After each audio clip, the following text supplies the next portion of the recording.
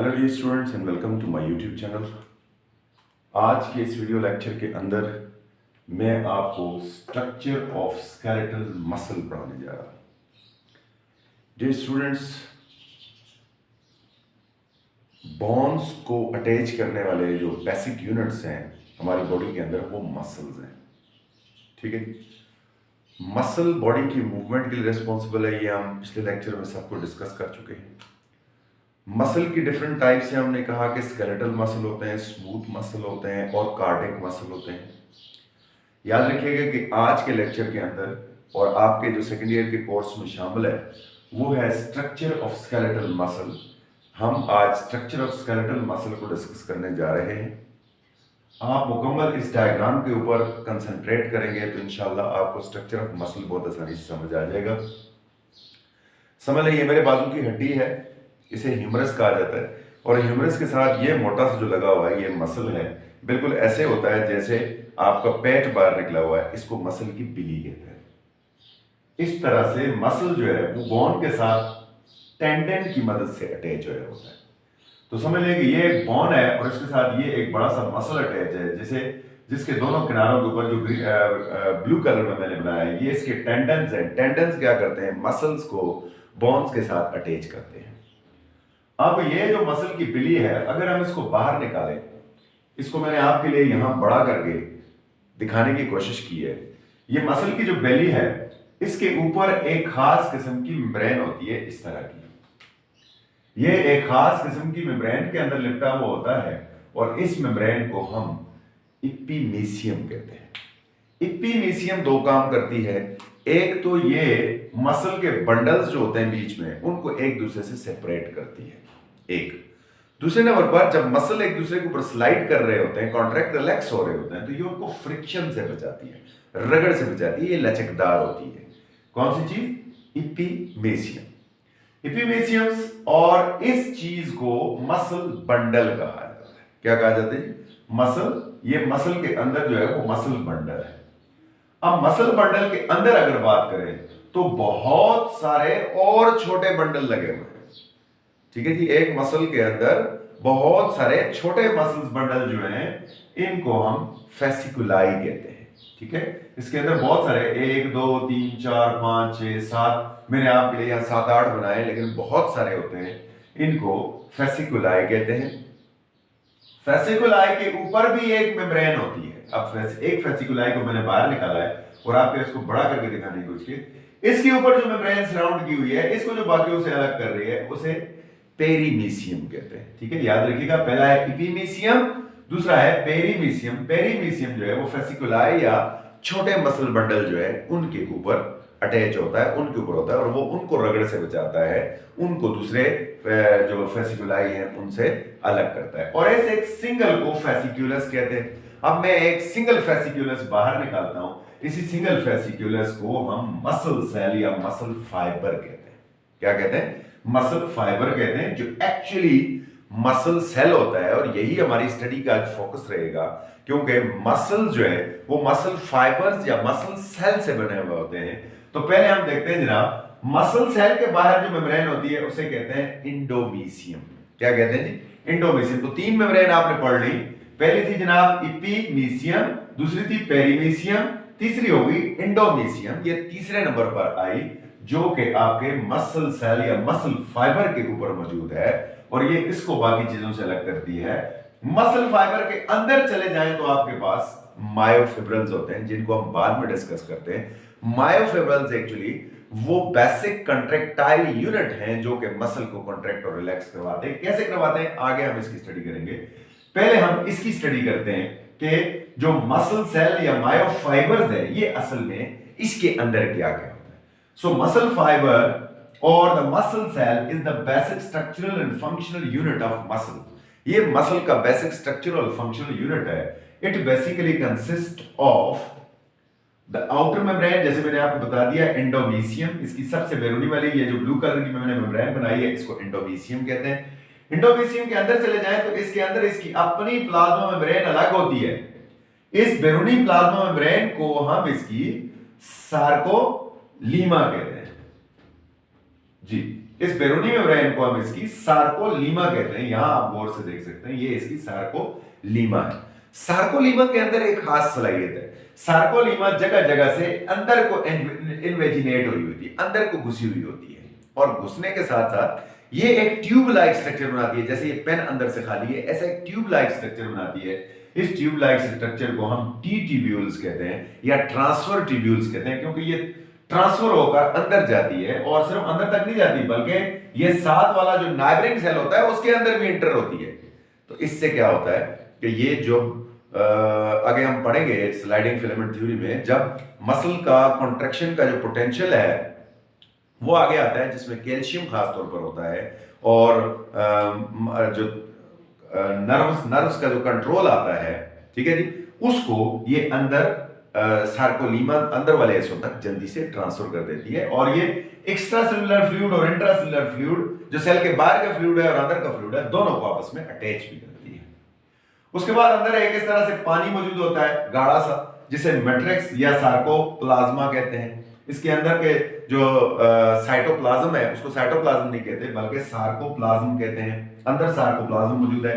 Sarcoplasm के अंदर 5 बड़ी चीजें हैं। पहले तो बहुत सारे न्यूक्लियाई हैं, देख लें किनारों के ऊपर, इसीलिए कहते हैं कि इसके न्यूक्लियाई पेरीफ्री होते हैं। पेरीफ्री का मतलब है कि किनारों के ऊपर मौजूद होते हैं, और एक नहीं बहुत सारे, ये भी न्यूक्लियाई है, ये भी न्यूक्लियस है, ये भी न्यूक्लियस है, ये भी न्यूक्लियस है, ये भी न्यूक्लियस है। ब्लैक कलर में मैंने जितने बनाए हैं, किनारों के ऊपर बहुत सारे न्यूक्लियाई मौजूद होते हैं।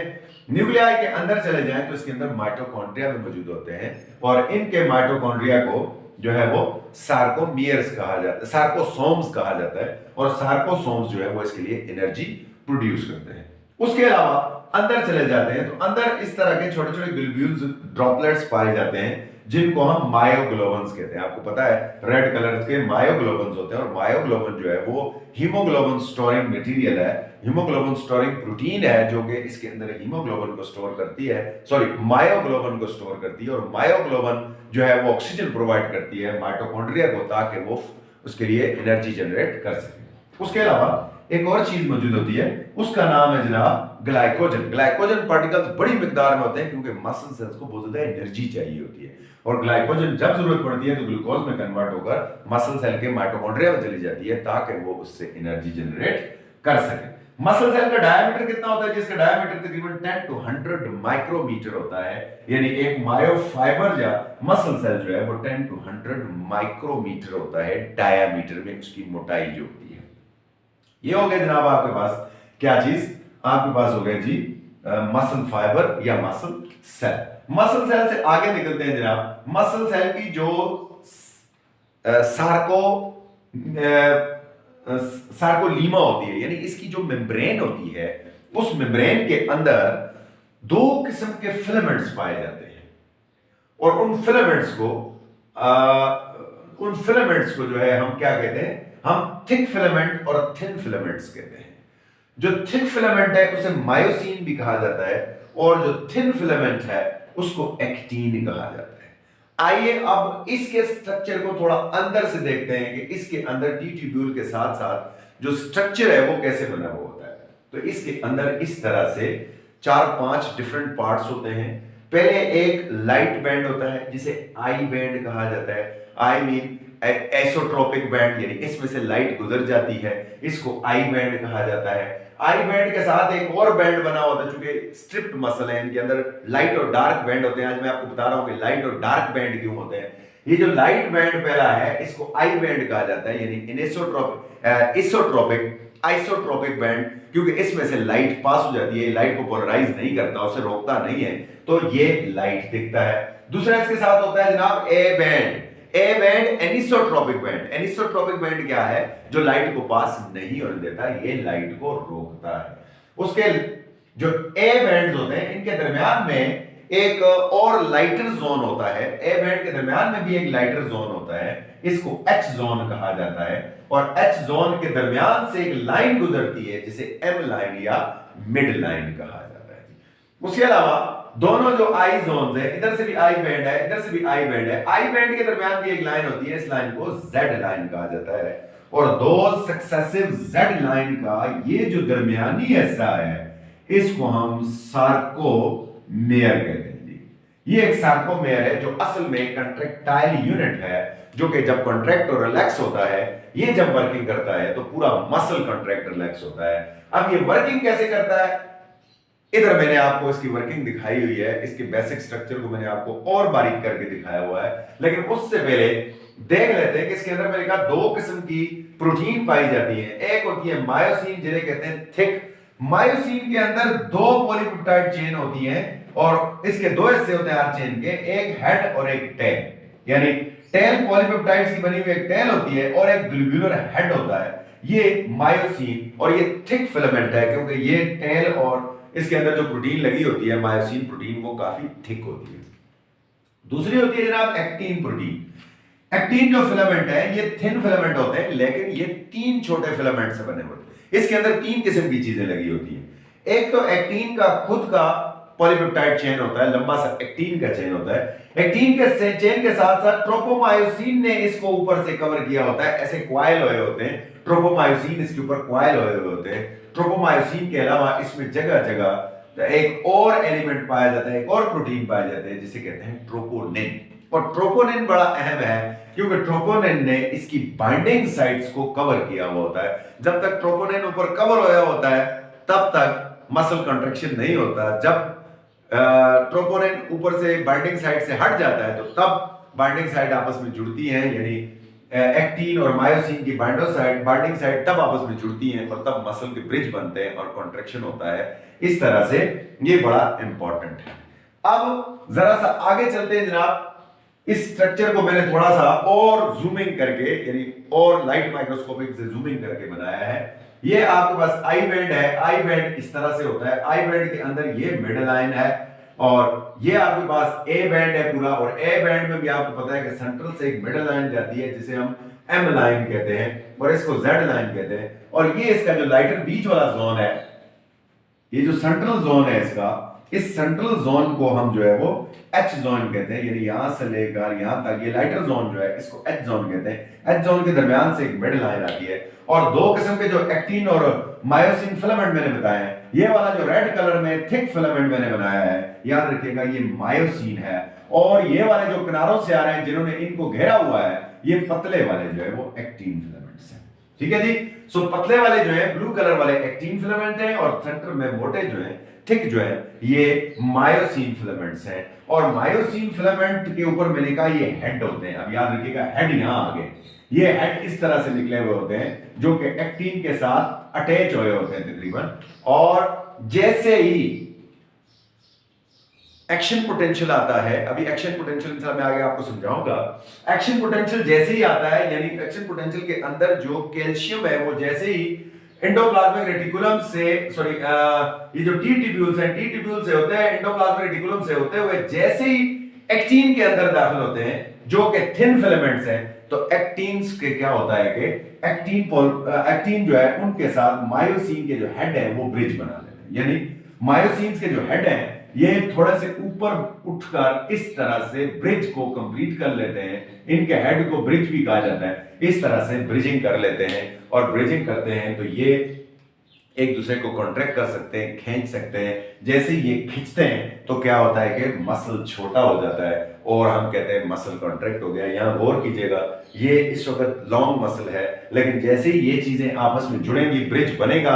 अब मेरी विल है कि मैं इसको जो है कॉन्ट्रैक्ट करूं, बाजू को पीछे मोड़ू तो देखें मसल शॉर्ट हो रहा है। जब मसल शॉर्ट इसलिए होता है कि ये आपस में जुड़ जाते हैं, एच जोन कम हो जाता है और तकरीबन मिड लाइन के करीब आ जाता है, लेकिन क्रॉसिंग ओवर नहीं करते ये। ठीक है, बिल्कुल यहां तक आएगा, दरमियान तक एच जोन छोटा हो जाएगा, सही। और इसके अलावा जो ए बैंड है उसका एरिया भी छोटा हो जाएगा और आई बैंड के एरियाज भी छोटे होकर करीब आ जाएंगे और इस तरह से मसल कॉन्ट्रैक्ट हो जाएगा।